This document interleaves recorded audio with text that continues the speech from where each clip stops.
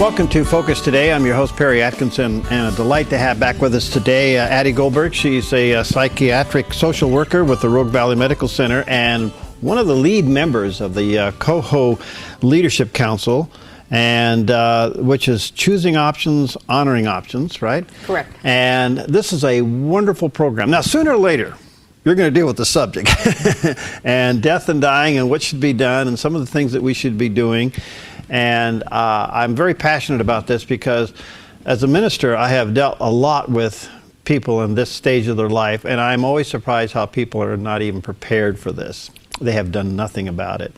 And so I really am high on the program that you folks offer. And now you do 2 lectures this coming Thursday, right? Correct. And they'll be at 2 o'clock and 7 o'clock at the Smolin Center.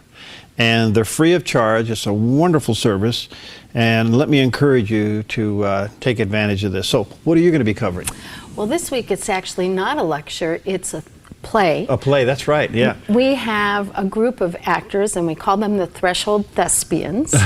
And the actors, this is their 3rd variation of a play around the issues related to end of life. And this one is about mom not at Thanksgiving dinner. Is there ever a good time to have the conversation? Right. Is there ever a good time to have the conversation? Well, you know, I think any time is a good time to have a conversation about our preferences and our thoughts about the meaning of life.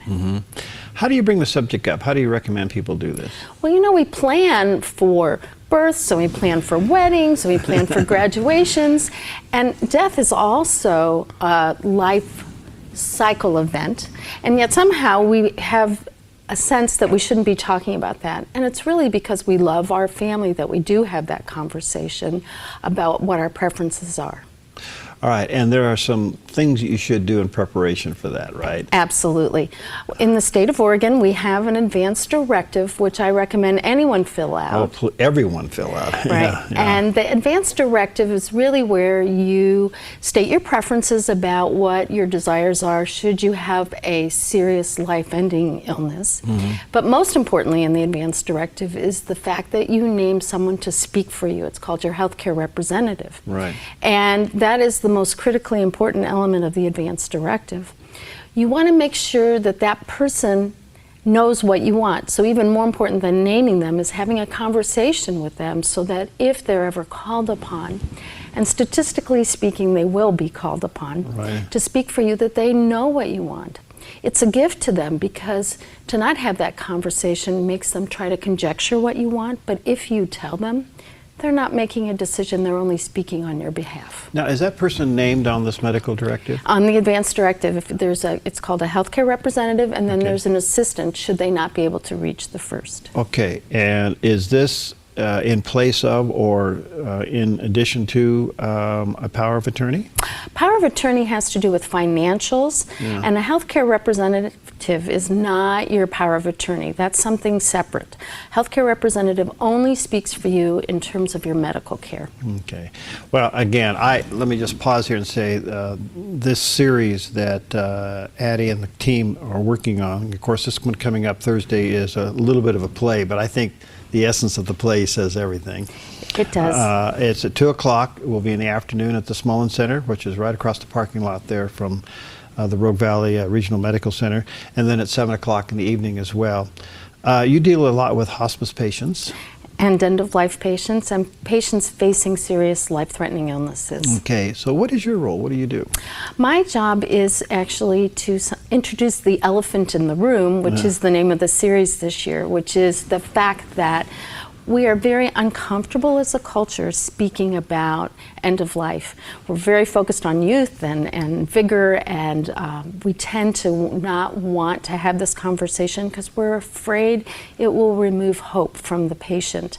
And my job is to make familiar death and make it less frightening, and really help the family navigate transitions, one of them being a serious or life-threatening illness. Yeah, those are impacting times. Tell us about Peter and what he's going to be doing. Peter Quince is the playwright, and he is one of the actors in the play. He has written the 2 previous plays, and in this case he is playing the old, there's an old version of a character and a young version of a character. He'll be playing the old man, which he is. And he's written this play because we're friends and we have spent a lot of time having conversations about my work, so he's aware of the difficulties that families face. And he has struggled in this play as the character with not wanting to have a conversation with his wife, who's been trying to talk to them through their whole marriage about what she wanted, and he kept saying, if you love me, don't have this conversation. And she's saying, because I love you, I want to have this conversation. Wow. And it follows them from the time they're a young couple in the late 60s to currently.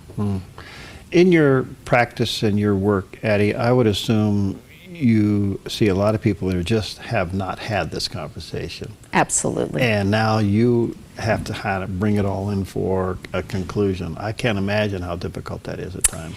You know, and what I am learning and humbled by in these moments is that whatever issues families came to this moment in time with, they don't go away. Yeah. They only get heightened because it's highly stressful. Right. So when siblings have had a history of disagreement, those disagreements continue. Wow. And so part of my job is to try to have them step away from that and to imagine if their loved one was in the room, what guidance they would be providing, and to invoke the ill person's advice and guidance in that moment in time.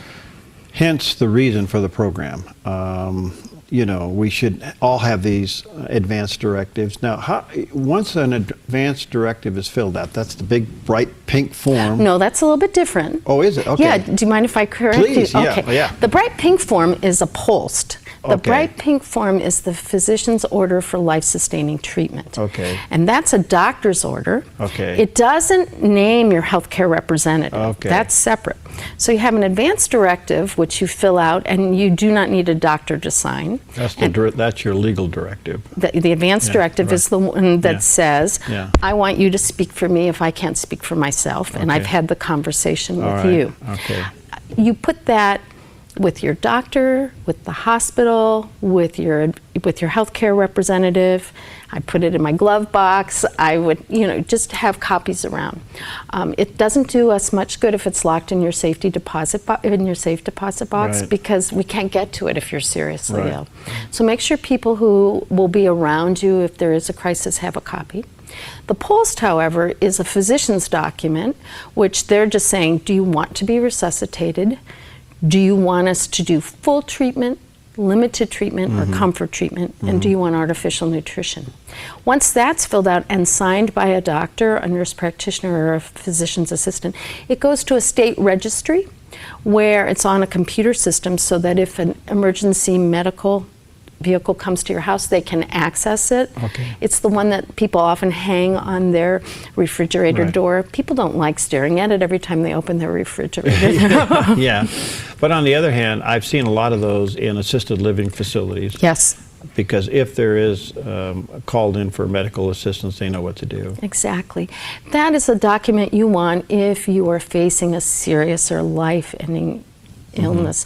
For someone who's healthy, for someone who's in their 40s or 50s, you don't need a POLST. You do need an advanced directive, though. You need to have someone speak to you because it's often that accident, that bolt out of the blue that no one is expecting, where we need someone designated to speak for us. All right. Now, again, you do a lot of work with hospice, and I can't say enough for the hospice organizations because, boy, do they do their job well. They are angels. They really are angels. When is the right time to call them?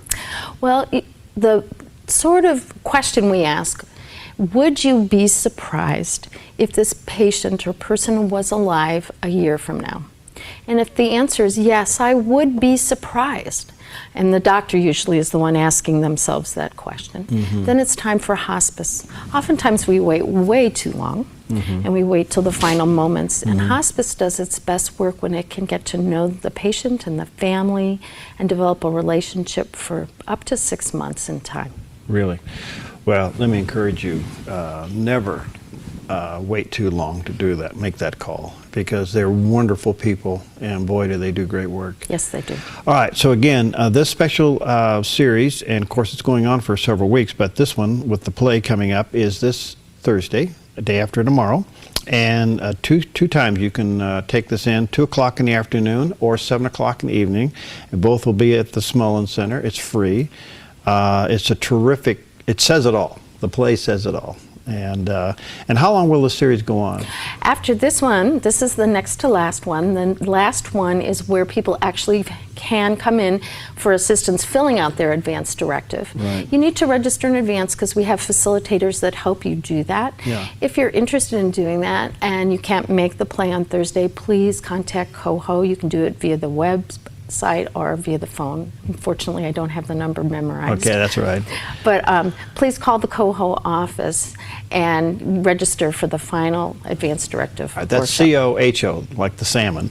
And but you can also go to cohoroguevalley.org. That is the website. And let me encourage you to go to that website and check out all the things that they offer there. That's cohoroguevalley.org. Well, Adie, thank you. Thank you and so thank you much. for what you do. You guys are just wonderful, and the best to you and your team. Thank you so much. Okay, we'll be right back. Hi, I'm Paulina, and I work at theDove TV. Did you know that when you support theDove TV, you have a profound impact, not only in our community, but around the world? It's your continued support that takes the inspiration and hope in the programs we produce and makes them available to the thousands of people who are watching these videos online every week. Help bring encouragement and hope to our valley and beyond by making a secure online donation today at our website, thedove.us.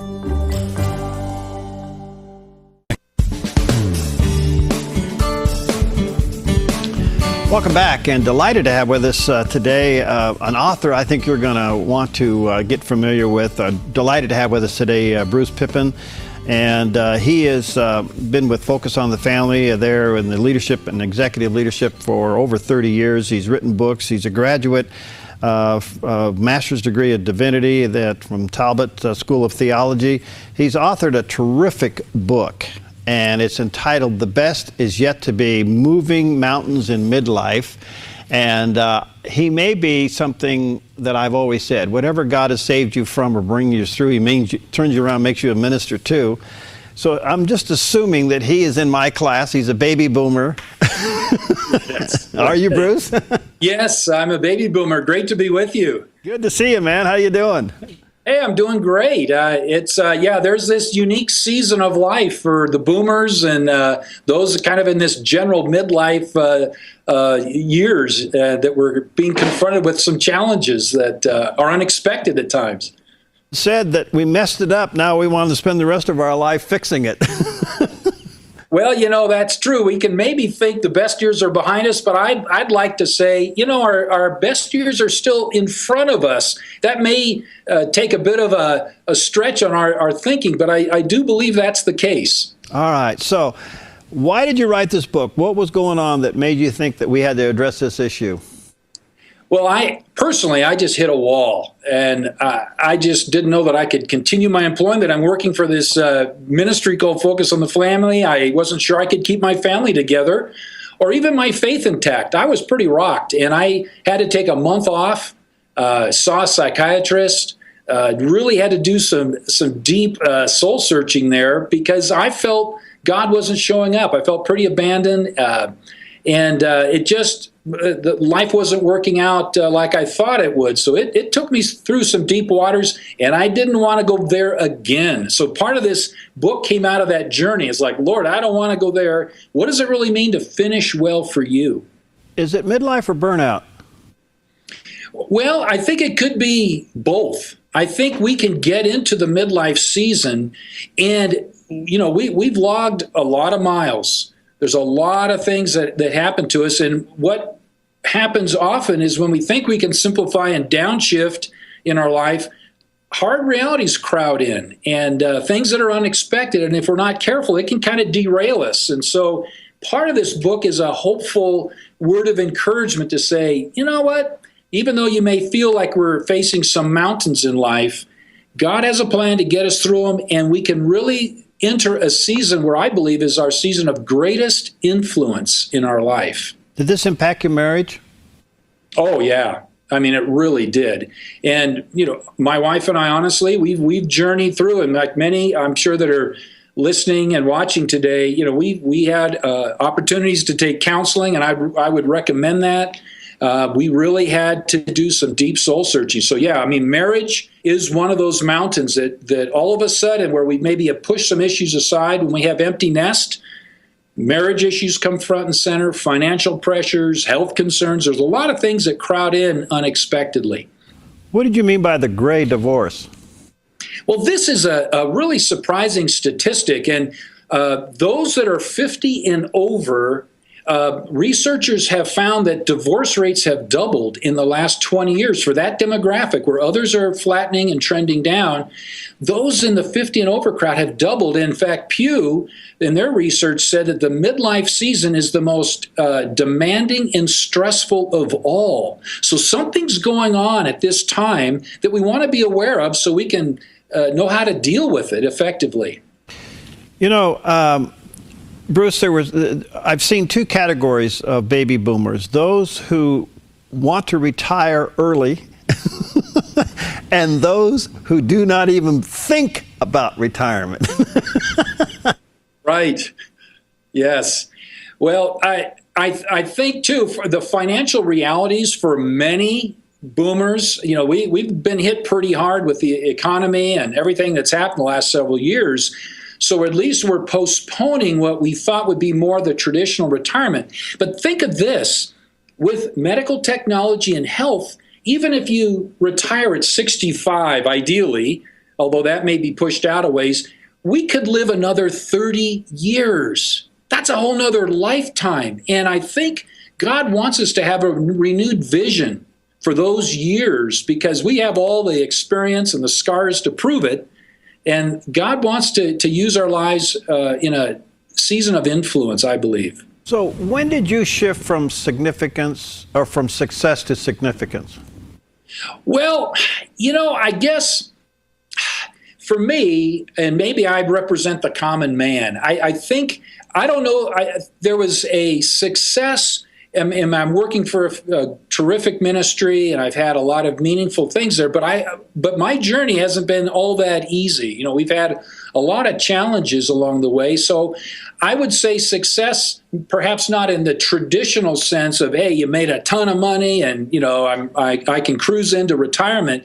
No, it's been a fairly challenging season, but significance is always right there before us, where we may think our life is like that little pebble we just drop into a pond, few little ripples. But I think God says, you know what? Your life is a lot more than that. It's like a big rock you can heave in with ripples that'll influence future generations.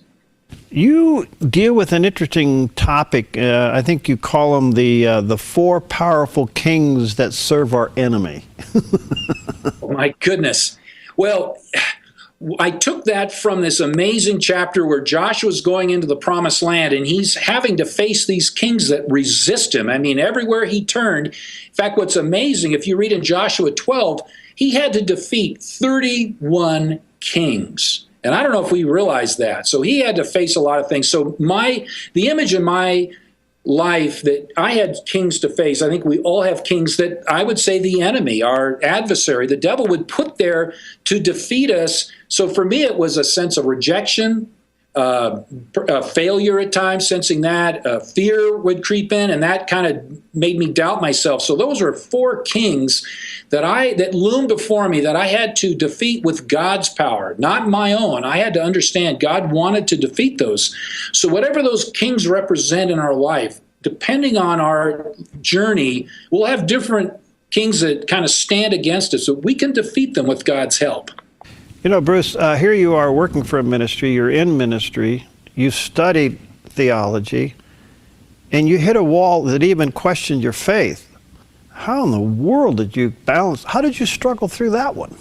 Well, and isn't that ironic? I mean, here I am in this Christian ministry, but I was very disconnected from God in my day-to-day routine. It wouldn't add up. Part of it was I thought I knew what my life should be like and what would make me happy. And it was really life on my terms.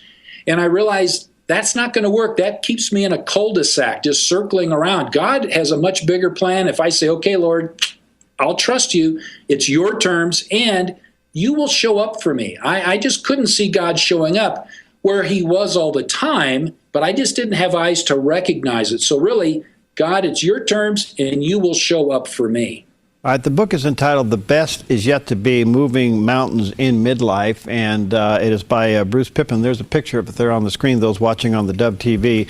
Let me encourage you to check it out at the bookstores, and it's put out by David C. Cook Publishing. All right, Bruce, let's bring this in for landing. Actually, I think you're worth a series. I'd like to do a series with you, but for today's purposes, would you advise a couple, a man or a woman, they're in their midlife, they're frustrated, maybe they're taking it out in their marriage, their job isn't fulfilling, life overall is just kind of flat. What do you say?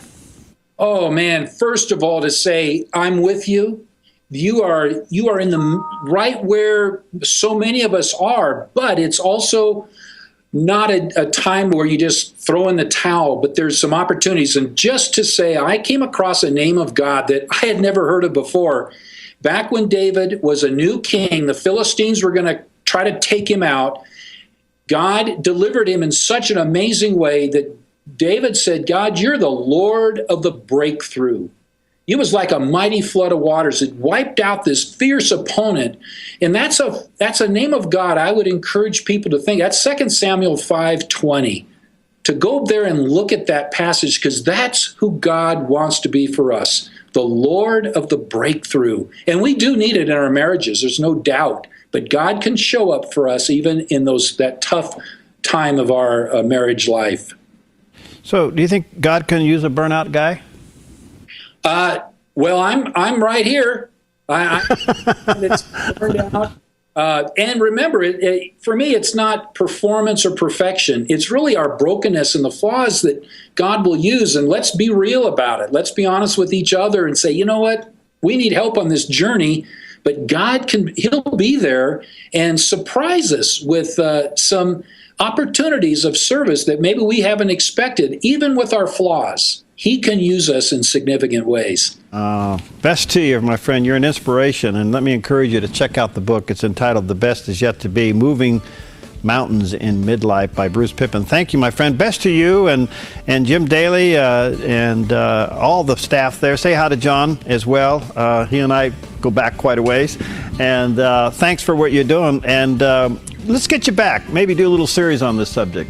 All right. I'd love to do that. Thank you. Talk to you soon. All right. We'll be right back.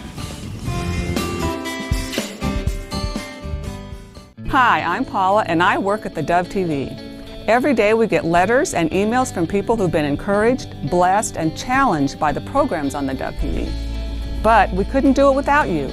Did you know that more than 90% of our income comes from people like you?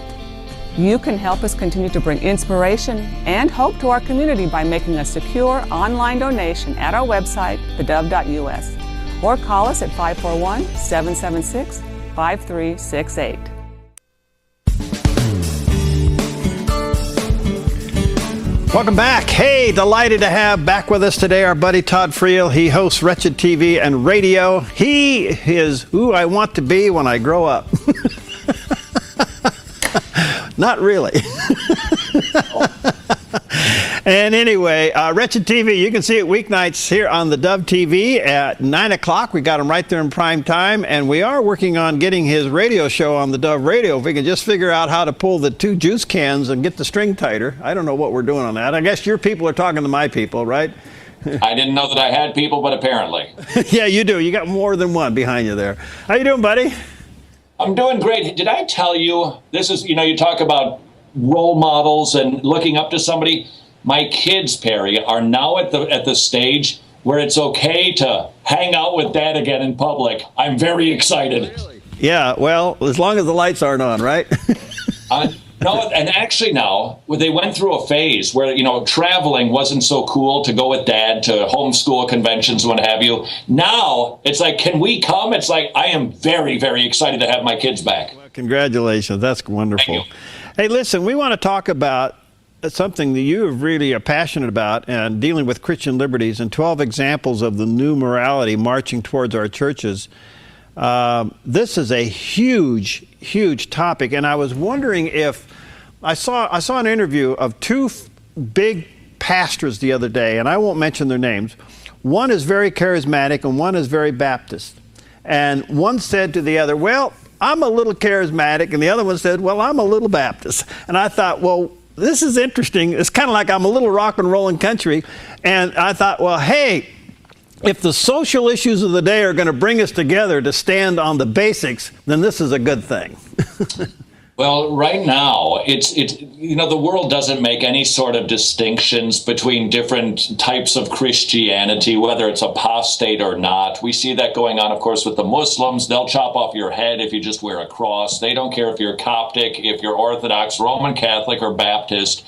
If you identify as Christian, you are on the outs these days, with Muslims, of course, and increasingly, Perry, with secular humanists. And what I think is happening right now, you see, historically, we've kind of had these Christian values and ideals that have guided us as a culture. We sort of behave like this. Here's our principles. Well, there's a new morality sheriff in town, and they are now starting to write down the rules. Now, they all fall underneath their constitution, really should be called intolerance, sort of, because here's the rule. We will not tolerate somebody who is intolerant, which is staggering, but we are seeing these rules written down. And I have for your consideration 12 examples gathered together for you. Are you ready? Go for it, man. Headline number 1, Sir Elton John, not feeling the love tonight, calling for a boycott on Dolce & Gabbana. Right. Here's the story. Dolce & Gabbana are actually designers, and they're two human beings, and they are both gay. They used to be partners. Now they've broken up, but they're still working together to create very expensive, overpriced clothing. Mm-hmm. And they had the audacity a number of years ago to say, even though we're gay, we're for traditional marriage. This time, they actually said, we think that gay couples should not be allowed to adopt children. Elton John, who is a gay man, I think he's married now to another fellow in Great Britain, and they have 2 adopted kids. Now, Perry, wouldn't you agree that they should just tolerate Dolce & Gabbana? Isn't that the way that it's supposed to be in our new intolerance world? This is a big story. This is a big story. No, Elton John calling for a boycott of Dolce & Gabbana. Let me read it to you. Listen to this bullying from Elton John. Your archaic thinking is out of step with the times, just like your fashions. Oh, that's just mean. I shall never wear Dolce & Gabbana ever again. Hashtag boycott Dolce & Gabbana, which isn't a problem for me, probably for you too, Barry.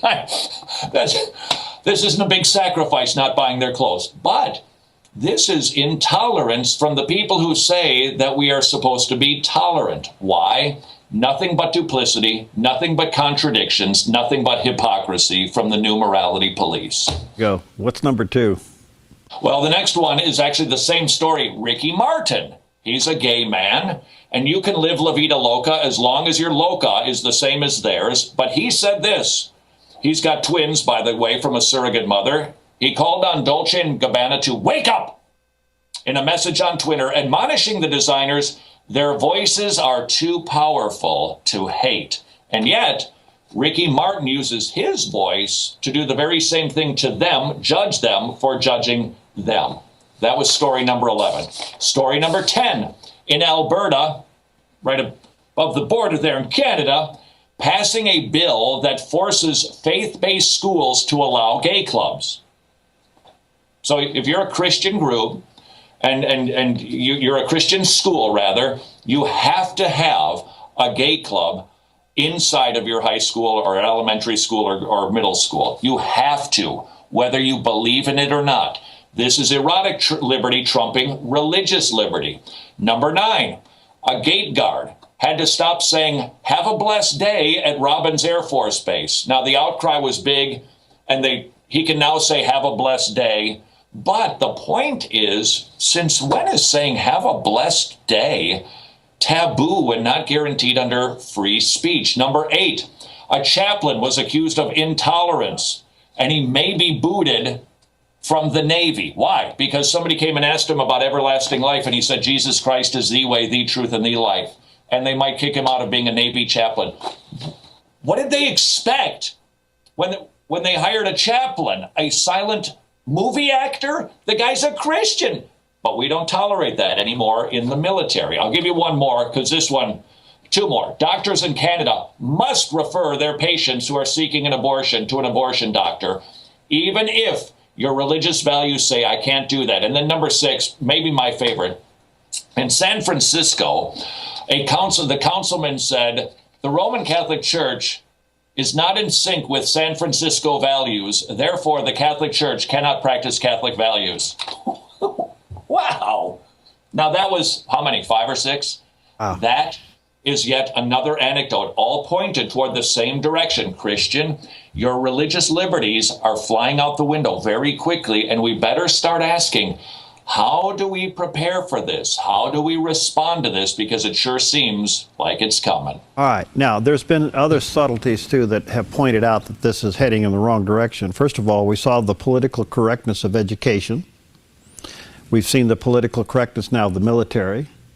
And if they continue to go down the road that they're suggesting of moving the internet over into becoming a utility, then they can politically correct the content on the internet. I mean, isn't that where we're going? At the end of the day, it's First Amendment rights? Chuck Colson he called it the 4 C's of culture. Culture, cops, conscience, and civility. And so if I can kind of do mime for you, which is never really a good idea. In culture, if we're going to be civilized, people need to behave well. Now, if their conscience is alert and informed, you know what you don't need a lot of? You don't need a lot of police, because people basically behave. You don't need cops, because people's consciences are working well. But if people's consciences are not well informed, they are not practicing a biblical morality, you know what you need a lot of? You need a lot of cops. And that is where we're heading in this type of government. You know, Tocqueville talked about this. Many of our founding fathers understood this. If we're going to have this type of system, this representative republic, we need a people that can police themselves internally. And if that isn't there, inevitably they understood somebody will come in and do this. And we're starting to see that. You're starting to see Big Brother get it flexing its muscle, because you don't know what's best for you. We do. And so we'll tell you what to think, what to do, what to say, what to believe. All right.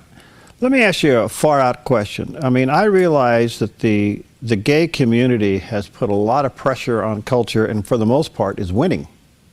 And now they're putting the pressure on the church.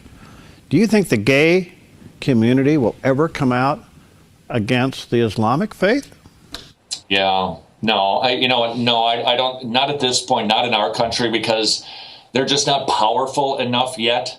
But if they ever came to that level, maybe. But the reality is, and nobody speaks about this, you talk about intolerance, homosexuals in the Islamic religion, they don't tolerate it for a second. Do you hear Elton John saying, that's it, we're going to boycott the Quran? You don't hear that. Why? Well, it's fear. We get that. Furthermore, we need to remember, this is somewhat of a helpful principle, Perry. Darkness partners with darkness. So you'll see lots of odd alliances. You'll see people that are coming together, and you think, well, shouldn't that be? Nope. Darkness partners with darkness to fight against the light. Boy, I've never heard of that. That's pretty profound.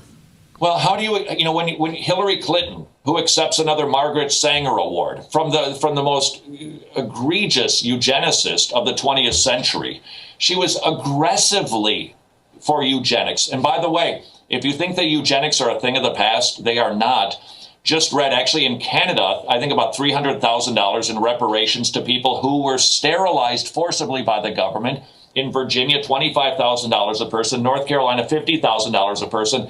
Eugenics stopped in Canada, I think, 1970. 1979 in America.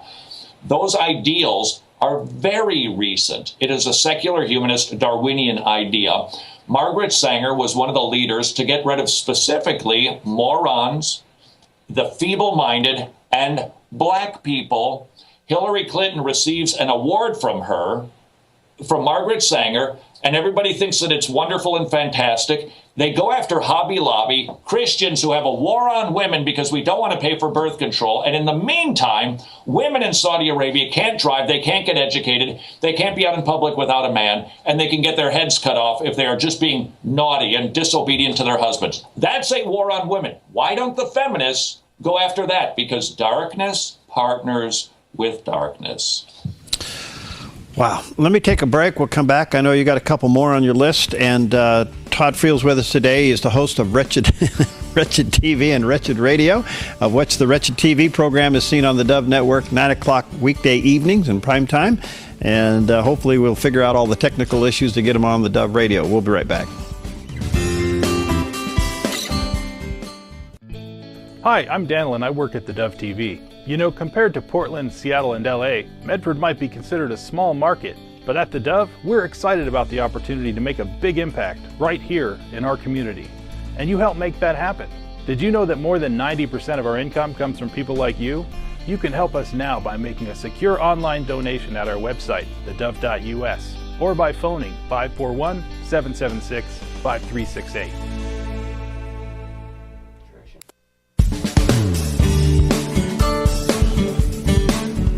Okay, we're back, and our guest today is our good friend Todd Friel, and he's host of Wretched TV, and you see that weeknights on the Dove Television Network at 9 o'clock, and we're talking about his 12 examples of new morality marching towards our churches. And folks, this is serious stuff, and whether you put your head in the sand or not, this is what's happening to us, and it hinges down on, are we going to be able to practice and talk and speak about what we believe? You gave 6 pretty powerful examples there, Todd. What's your remaining 4? The countdown continues. A conservative club at George Washington University, they wanted to opt out of the LGBTQ training, and for their troubles, they were labeled a cancer and a hate group. And one of the individuals from the LGBT organization said, because that this group actually uses pronouns like his and hers, they are violent people.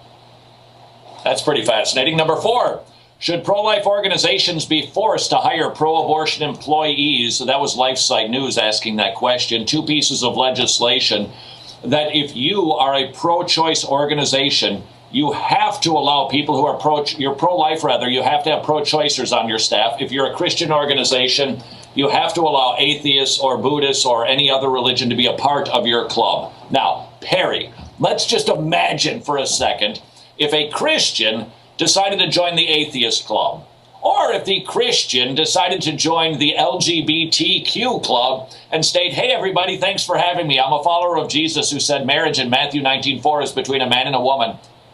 Can you imagine that headline would be, Christian causes trouble, Christian intolerant of LGBTQ club, as they kick the Christian out. That's what would happen, because everything is flip-flopped. Number 3, Christian school won't be challenging closure. Great Britain, one of the divisions of the government, came in to talk to the Christian kids. Hey, what do you know about homosexuality? Do you know how babies are made? And the kids didn't answer the question in alignment with British values. And so the Department of Education leader in Great Britain pulled the funding from the Christian school, and now they're closing down. This is very instructive for us. Christian schools, Pell Grants, any sort of funding from the government, if you do not align with our values, no funding. 501c3, you might be saying goodbye to it very soon. That is precisely what happened in Great Britain. We won't give you the cash unless you praise our values. Number 2, this was a story in Great Britain talking about America.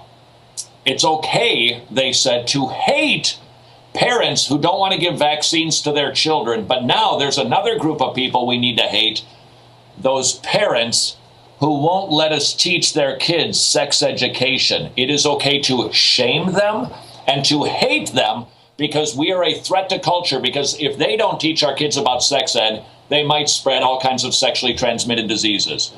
Is hate acceptable to the people who say that you shouldn't hate anybody? Yes, if you don't align with our values. And then the number one story that I've got, and undoubtedly you covered this one, Perry, Planet Fitness, you saw what happened with the woman who complained that a man who felt like Shania Twain came into the locker room. She complained they canceled her membership because they said, we are tolerant here, and we won't tolerate you if you don't let a man who thinks he's a woman shower in the woman's locker room. Wow. All right, so as stunning as all of these are, they are real, they are happening, and I'm not sure if we're geared up, we know what to do in response. More and more churches are starting to say to the gay community, come on in, have a seat. And I understand that to a point, but it's sooner or later, are we going to call their lifestyle sin, or are we just going to hopefully let them sit there and bake and maybe something will happen? Yeah, that's the line. And you know what? Homosexuals are welcome to come into the churches. 1 Corinthians 6:9, such were some of you. But love means we're going to tell you the truth. We love you. We want you to live. We don't want you to die of AIDS. Furthermore, we want you to have everlasting life and forgiveness of sins. So, Perry, I think there's several things that we can do in preparation for this. And one of them is starting to happen. We're getting better at our message toward gay people. I think too much in the past, because of the gay agenda, political issues, we've sounded pretty mad. And because I get it, you know, the shifting sands underneath our feet because of the gay agenda is just kind of making us, hey, and we sound like we're angry people, and we can be concerned people, but the bigger war that is being waged is the war for the homosexual soul. We want them to be forgiven. We want them to know Jesus. We want them to inherit eternal life. So we need to make sure that as we talk about this issue, we're always framing it in the context of theology. So I think we're getting better at that. Got a ways to go, but that's a good thing. This is causing us to be more Christian with our Christian message. But I think every Christian needs to take a look and see, how are they doing in preparation for what appears to be storm clouds gathering on the horizon? And as best I can tell, Perry, the Bible was written, the New Testament, in the first century, when Christian persecution was far more radical than anything we are experiencing today in our country. What was Paul's advice to those Christians? It wasn't really how to live in a culture like this.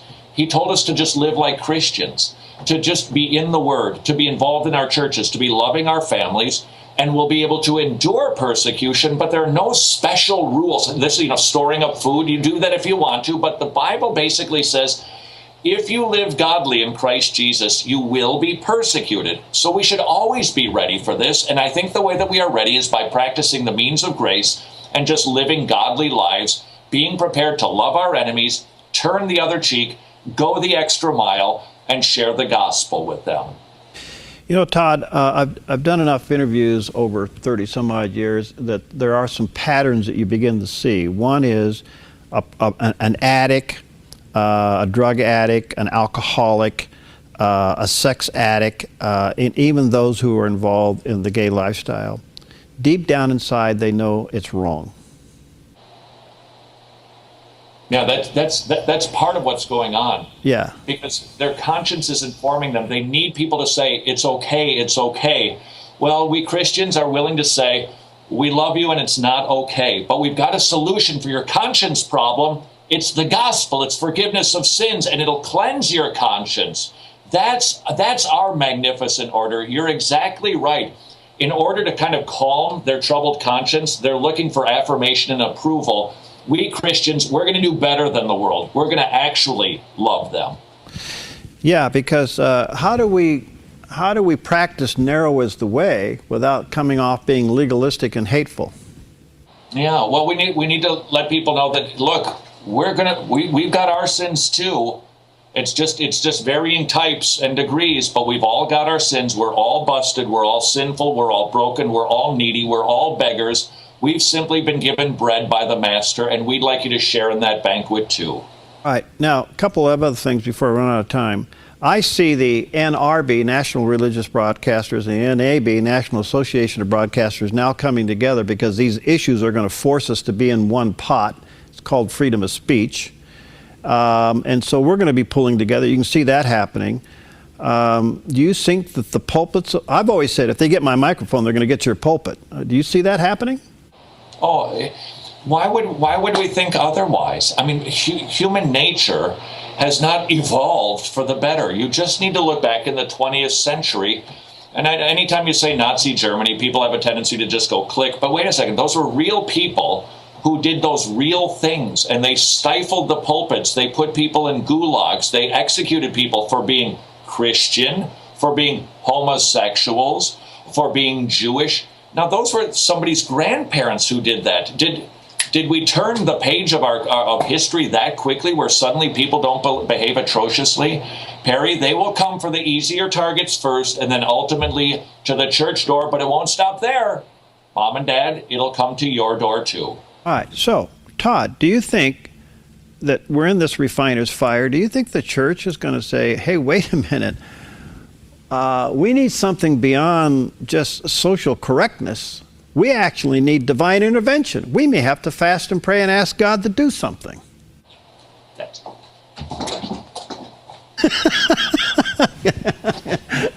Come back.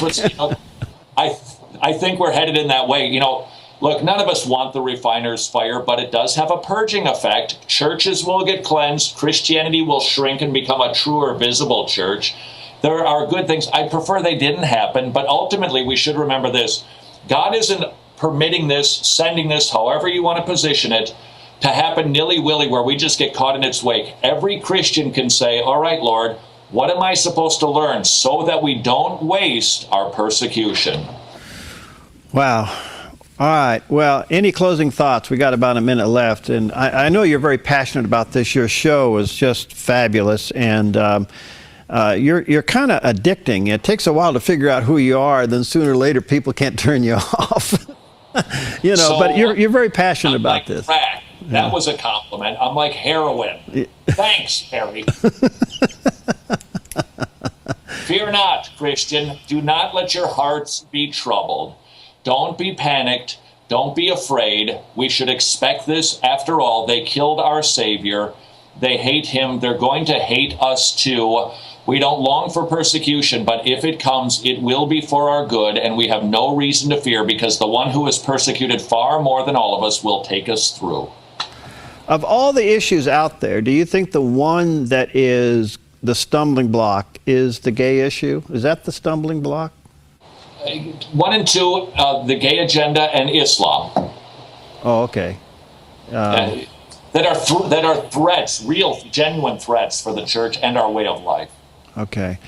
Third one would be really bad false teaching inside of the Christian church. What do you think about the Fourth one would be Michelle Obama's food programs for the kid. I don't. The president seems to be very, he has an incredible disdain for Netanyahu. Do you think that's dangerous for our country? Wow. You know what? Did you watch the speech that he delivered to Congress? It was unbelievable. It was the foreign policy speech of our lifetime. And didn't it make you just want to go, oh yeah, that's what a man sounds like. Somebody with convictions and somebody who brings it and isn't all coy about it. They believe one thing and say another. This man just speaks truth. It was sort of like, can we vote for Netanyahu next time? That's what a president looks like, yeah. Opposed to Netanyahu and yet embracing Muslim and Islam, it's just, we're flipped right now, Perry. All right, thanks, Todd. I'm out of time. Thank you, buddy. Love you. And hang in and keep up the good work. Keep up the good work. You too, you guys. All right, God bless you. All right, Todd Friel, be sure to check him out, Wretched TV, weeknights at 9 o'clock right here on the Dove Television Network. Let me encourage you to check it out. If we can work it out, we'll get him on the Dove Radio. And check out his website, too. It's a tremendous resource. We'll see you next time on Focus Today.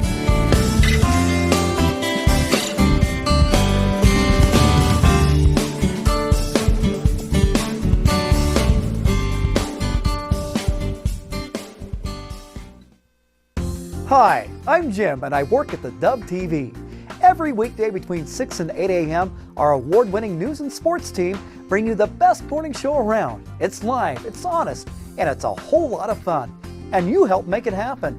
Did you know that more than 90% of our income comes from people like you? You can help us continue to air local programs that share your voice by making a secure online donation at our website, thedove.us.